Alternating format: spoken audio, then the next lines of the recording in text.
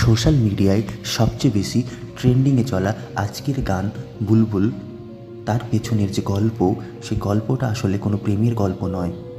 সবচেয়ে বড় অভাগা হলেন বিদ্রোহী কবি কাজী নজরুল ইসলাম।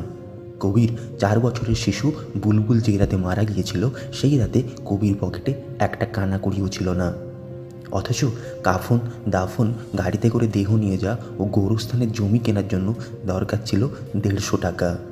সেই সময়ে 150 টাকা মানে অনেক টাকা। এত টাকা কোথায় পাবে? বিভিন্ন লাইব্রেরিতে লোক পাঠানো হলো, না, টাকার তেমন কিছু ব্যবস্থা হয়নি।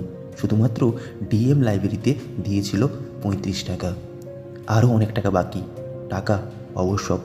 ঘরে দেহ রেখে কবি গেলেন এক প্রকাশকের কাছে।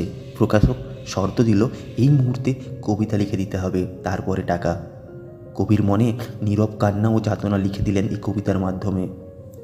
ঘুমিয়ে গেছে শান্ত হয়ে আমার গানের বুলবুলি, করুণ চোখে চেয়ে আছে সাঁঝের ঝরা ফুলগুলি। একজন সন্তানহারা পিতার কি নিদারুণ কষ্ট। যদিও এই মানুষটা বাংলা সাহিত্যকে অনেক কিছু দিয়েছেন, দেশের জন্য অনেক কিছু করেছেন, জেলও খেটেছেন, স্বাধীনতা সংগ্রামের পক্ষে দাঁড়িয়েছেন, কিন্তু হঠাৎ করেই সেই মানুষটার পেছন থেকে সবাই সরে যায়, একেবারে ভুলে যায়, যাদের জন্য তিনি সর্বস্ব উজাড় করে দিয়ে গেছেন এক সময়ে।